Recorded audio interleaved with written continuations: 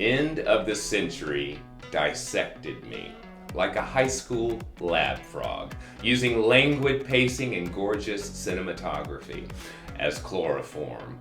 I felt as if I could see my own heart beating from outside of my body. I am currently a lone gay wolf, not a frog, grappling with the questions that a lot of queer people are asking themselves in these modern times. Am I to be in a long-term relationship or not? Do I give up waking with total freedom? I spent 20 years in monogamous relationships. They provided lots of love, more than I probably deserved, and security, protecting me against HIV in a pre-prep world. But a few years ago, I was tired of being jealous of people who had complete freedom. That is a direct quote from my life and a direct quote from the movie.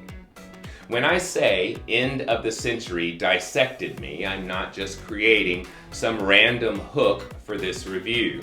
I became a lone gay wolf a few years back, and my habits have become such that I do not know if I ever want to return. Being able to change your plans or mind at a moment's notice, that's freedom. Being able to avoid all the negotiations about where, when, and how, that's freedom.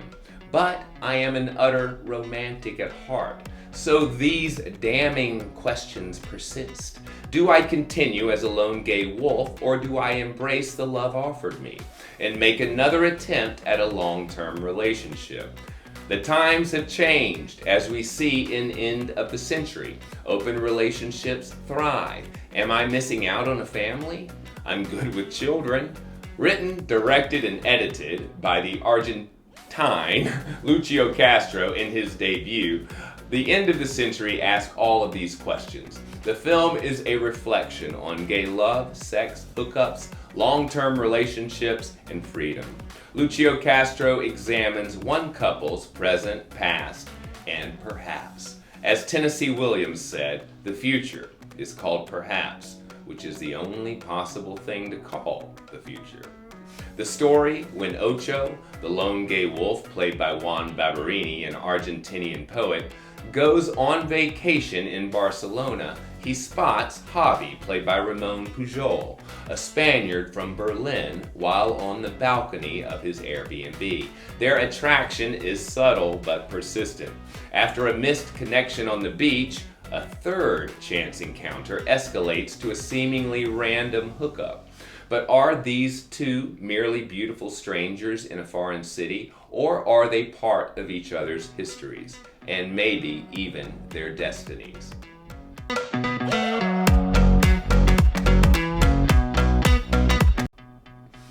Is our lone gay wolf gonna be lulled back into romance?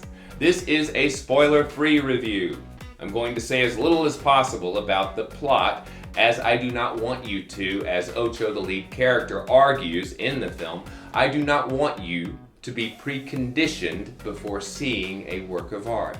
The Argentinian film, End of the Century, is about a gay cisgender male, but the story is universal. It's a modern love story about how the direction of our lives can change in a flash, and how, in the eyes of a former lover, decades can disappear in an instant.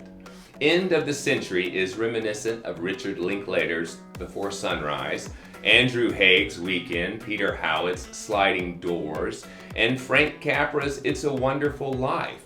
But Lucio Castro told the Washington Blade that he studied the French film Certified Copy by Iranian director Abbas Kiarostami and L'Eclisse by Italian director Michelangelo Antonioni.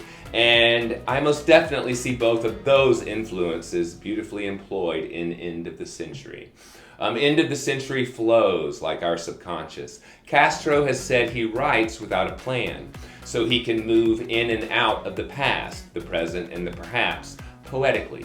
Unlike the new Queer as Folk, which I did not like for exactly the same reasons. The numerous writers of the new Queer as Folk simply do not possess the ability to poetically move in and out of the past, present, and perhaps. and their cumbersome approach mars the whole first season of Queer as Folk. Their flashbacks are embarrassing. I liked the new Queer as Folk much less after seeing a poetic execution here. In contrast, Lucio Castro is a poet. He has an organic way of illustrating coexistent realities seamlessly and without the artificiality or aid of bad wigs to show us we are in a different time period. Lucio Castro shows us the difference between 1999 and 2019 by our behavior. We use an actual map in 1999 versus Google.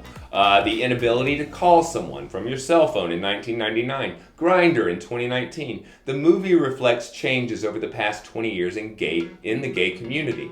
I was here, I saw these too. Lucio Castro says, 20 years ago, people were dying because of AIDS, and we were horrified. And now, it's not as lethal. We have PrEP and effective medication in countries where people can afford it.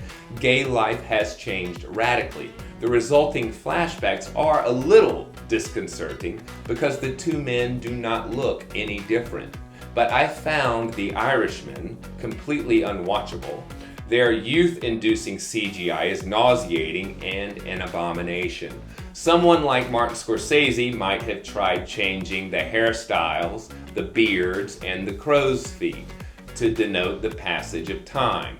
Here, the lack of all this artifice allows the film a fluidity, and the result is beguiling. The actors are all gorgeous and skilled with palatable chemistry. Argentine Juan Barberini plays Ocho, Ramon Pujol, a Spaniard, plays Javi, and Mia Maestro plays Sonia in a small but pivotal role that does not feel like an accessory, as if she's just there to support the gays. Her point of view is pivotal.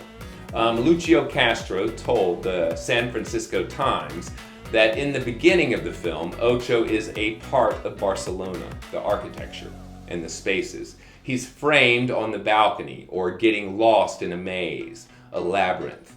A new city feels like that. So can love, especially the beginning, when you are going with it, not knowing the destination.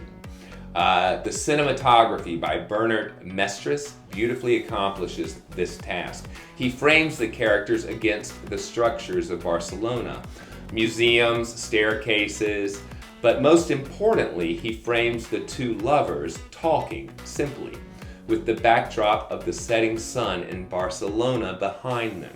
I tell you, I was dissected like a high school lab frog due to the languid pacing and gorgeous cinematography by Bernard Mestres. He provided the chloroform. The music by Robert Lombardo was awesome, wonderfully capturing each moment, and most specifically the two lovers dancing to Iran by Flock of Seagulls. Sound design by Joe Fletcher and Robert Lombardo is as much an element in conjuring the past, present, and perhaps as the writing and cinematography. End of the century. I've seen this film 3 times already, struck the heart of modern gay romance, and touched my heart in the process. Is the lone gay wolf lulled back into romance? Lucio Castro's story and Bernard Mestres' cinematography may do just that to you. I give End of the Century 5 stars. It's a perfect meditation on gay love, sex, hookups, long-term relationships, and freedom. I found End of the Century utterly profound, and I hope you do too. All right, y'all. Until next time, always remember, living well is the best revenge.